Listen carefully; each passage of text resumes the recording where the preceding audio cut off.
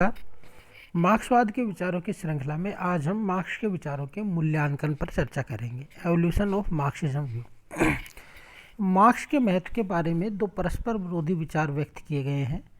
समाजवादियों के लिए वे देवता, मसीहा तथा अवतार है जिसने निर्धनों को असहाय अवस्था से छुटकारा पाने के लिए रोशनी दिखाई है। उनके लिए मार्क्स मुक्ति का मसीहा है। दूसरी ओर पूंजीपतियों तथा अनावश्यक रूप से समाज को दो वर्गों में बांटकर उनमें शत्रुता, घृणा, संदेह, क्रांति और अन्य बीजों को उत्पन्न करने का प्रयास किया। आलोचना। पहला है पदार्थ पर आवश्यकता से अधिक बल। मार्क्स का यह विचार एक तरफा है कि आर्थिक शक्तियां मानव मस्तिष्क से स्वतंत्र होकर कार्य करती हैं। जहां बाह्य शक्तियां मानव पर प्रभाव डालती हैं, वह मानव मस्तिष्क भी उन पर प्रभाव डालता है। यदि मानव आर्थिक व्यवस्थाओं की उपज है तो वह उन आर्थिक अवस्थाओं का निर्माता भी है। मार्क्स यह भूल जाता है कि मानव एक नैतिक प्राणी है जिस पर आर्थिक तत्वों के अतिरिक्त विचारों, आदर्शों, धर्म, भावनाओं, निरपेक्ष मूल्यों जैसे न्याय, सत्य आदि का भी प्रभाव पड़ता है। दूसरा है मार्क्स के वर्गों का सिद्धांत स्थैतिक है, गतिमान नहीं। वर्ग केवल आर्थिक अवस्थाओं द्वारा निर्धारित नहीं होते बल्कि धर्म, जाति, व्यवसाय, सामाजिक स्तर, भाषा आदि से भी निर्धारित होते हैं। विवाह आदि द्वारा वर्गों में आदान प्रदान भी होता है। तीसरा, इतिहास के विकास को 6 भागों में बांटना उचित नहीं है। मानव विज्ञान के शास्त्री मार्क्स के आदिकालीन साम्यवाद की व्याख्या को प्रमाणित नहीं करते। वेपर के अनुसार प्राचीन संसार के विषय में उसकी धारणा का कोई औचित्य नहीं है। इतिहास का ऐसा दर्शन जो 100 वर्षों के अनुभव पर आधारित है, जो उसके पहले हजारों वर्षों के अनुभव की अवहेलना करता है, बहुत अधिक संतोषजनक नहीं हो सकता। चौथा है पूंजी के बारे में गलत भविष्यवाणियाँ। पूंजीवाद के बारे में मार्क्स की सब भविष्यवाणियाँ गलत सिद्ध हुई। पूंजीवाद का थोड़े हाथों में केंद्रीकरण नहीं हुआ। अतिरिक्त मूल्य की वृद्धि से सर्वहारा कंगाल नहीं हुआ।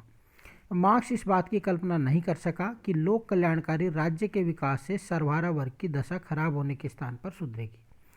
आज श्रमिकों को अच्छे वेतन, कार्य के निश्चित घंटे, सामाजिक अवकाश, चिकित्सा, अनिवार्य बीमा, सस्ते मूल्यों पर चीज़ों की उपलब्धि के बारे में जो मानवीय व सामाजिक सुविधाएं प्राप्त हैं, मार्क्स उनकी कल्पना नहीं कर सका। नेक्स्ट है इसमें मनोवैज्ञानिक तत्वों की उपेक्षा। मार्क्स राज्य की व्याख्या शक्ति के रूप में करता है परंतु उसने सत्ता की व्याख्या नहीं की है। मार्क्स आर्थिक तत्वों पर बल देकर यह भूल जाता है कि मानव भावनाओं और मनोवेगों को संतुष्ट करने के लिए भी सत्ता प्राप्त करना चाहता है। उसने मानव प्रकृति की उपेक्षा की है। छठा है इसके अंतर्गत क्रांतिकारी या क्रांति का विचार हानिकारक। क्रमिक और वैध साधनों से लाए गए परिवर्तन क्रांति या हिंसा द्वारा लाए गए परिवर्तनों से कहीं अधिक स्थायी होते हैं। बुद्ध, ईसा मसीह, मोहम्मद, गांधी द्वारा लाए गए परिवर्तन स्थायी परिवर्तन होने के साथ साथ शांति के भी द्योतक हैं। क्रांति कभी शांति की द्योतक नहीं हो सकती। साम्यवाद की स्थापना के लिए मजदूरों में सहयोग, सद्भावना, सहानुभूति, सामाजिक सेवा की आवश्यकता है, वर्ग संघर्ष के नारे की नहीं। निसंदेह मार्क्स निर्धनों का उत्थान चाहता है परंतु यह कहना बहुत कठिन है कि सर्वहारा वर्ग के नेता क्रांति की आड़ में अपने अत्याचारों को नहीं छिपाएंगे। सर्वहारा वर्ग के नेता सत्ता लोलुप हो सकते हैं। सातवां इसमें धर्म विरोधी। मार्क्स धर्म विरोधी है परंतु मार्क्स के अनुयायियों के लिए मार्क्सवाद स्वयं एक धार्मिक कट्टरता से बनकर है। हेलोवेल कहते हैं कि मार्क्सवाद सिद्धांत धर्म को अस्वीकार करता है परंतु व्यवहारतः जो तीव्र भावना मार्क्सवाद के पीछे कार्य करती है उसकी प्रकृति धार्मिक है।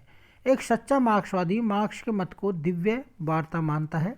मार्क्स ईश्वर के स्थान पर ऐतिहासिक आवश्यकता की, ईश्वर के प्रिय लोगों के स्थान पर सर्वहारा वर्ग की और राम राज्य के स्थान पर स्वाधीनता के राज्य की स्थापना करता है। आठवां है काल्पनिक। मार्क्स ने काल्पनिक समाजवादियों की आलोचना तो की परंतु उसने जिस वर्ग विहीन, राज्य विहीन साम्यवादी समाज की कल्पना की वह कल्पना से बढ़कर नहीं है। राज्य के लोभ की कल्पना तो मिथ्या भी है। सन 1917 में पूर्व सोवियत संघ साम्यवादी क्रांति हुई परंतु राज्य का लोप होता नजर नहीं आता, अपितु रूसी राज्य दिन प्रतिदिन सुदृढ़ और शक्तिशाली बनता जा रहा है। साम्यवादी चीन में भी राज्य की स्थिति दिन प्रतिदिन सुदृढ़ होती जा रही है। नौवां है राज्य के बारे में मिथ्या विचार। मार्क्स राज्य को वर्गीय संस्था नहीं मानता परंतु वह विचार मिथ्या है। राज्य एक स्वाभाविक, नैसर्गिक व नैतिक संस्था है। राज्य कोई अस्थायी संस्था नहीं है। राज्य का संबंध मानव स्वभाव से है, इसलिए एक स्थायी संस्था है। राज्य शोषण का यंत्र नहीं, ये एक कल्याणकारी संस्था है। नेक्स्ट, इसमें आर्थिक उदारीकरण की विश्वव्यापी प्रवृत्ति।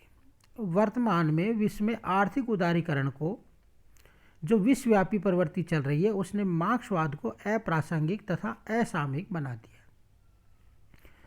वर्तमान में बचे कुचे साम्यवादी राष्ट्र, साम्यवादी चीन, वियतनाम, उत्तरी कोरिया तथा क्यूबा भी साम्यवादी अर्थव्यवस्था का परित्याग करते हुए आर्थिक उदारीकरण की प्रवृत्ति को अपनाने के लिए विवश हुए, जो एक पूंजीवादी प्रक्रिया है। ये तो थी मार्क्स की आलोचनाएं। अब हम देखेंगे कि मार्क्स की देन या योगदान क्या रहा, यानी कि उसका कंट्रीब्यूशन क्या रहा।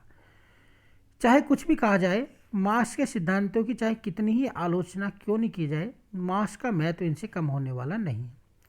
कटु से कटु आलोचक भी मार्क्स की प्रशंसा किए बिना नहीं रह सकता। इसका मुख्य कारण यह है कि मार्क्स की विश्व को अमिट देन है।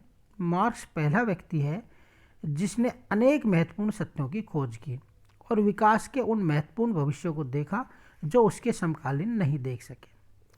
वह पहला व्यक्ति है जिसने व्यापार, चक्र और अति, उत्पादन और बेरोजगारी में घनिष्ठ संबंध को व्यक्त किया।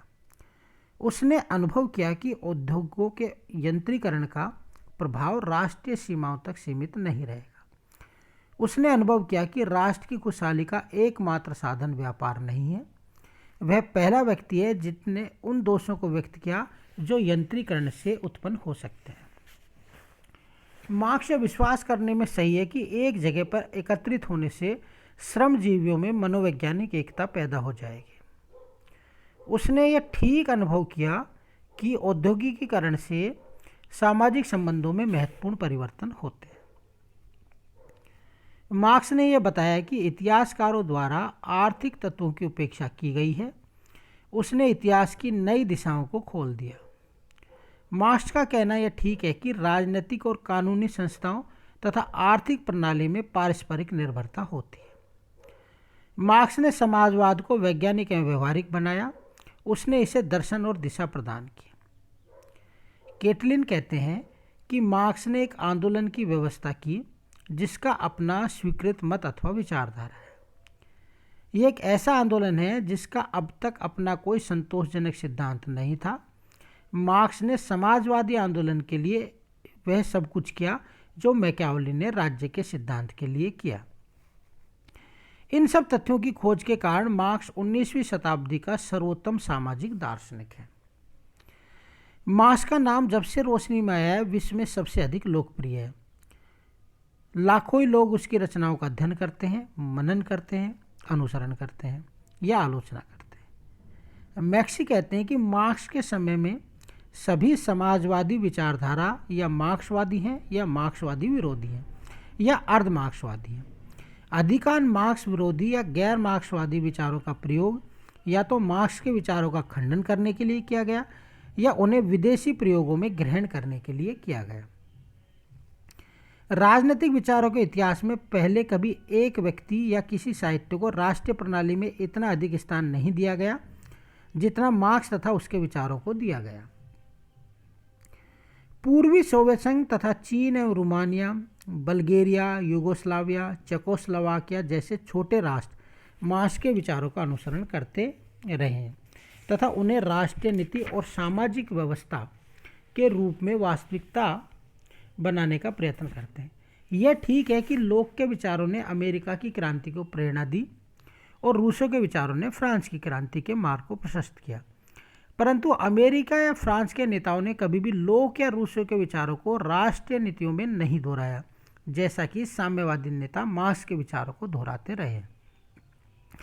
साम्यवादी राष्ट्र मार्क्स के विचारों का अनुसरण करते हैं, उनका प्रचार करते हैं, उनकी स्तुति करते हैं। स्कूलों में उनकी रचनाओं का अध्ययन कराया जाता है। सारांश में हम कह सकते हैं कि मार्क्स केवल सैद्धांतिक ही नहीं अपितु एक व्यवहारिक दार्शनिक है।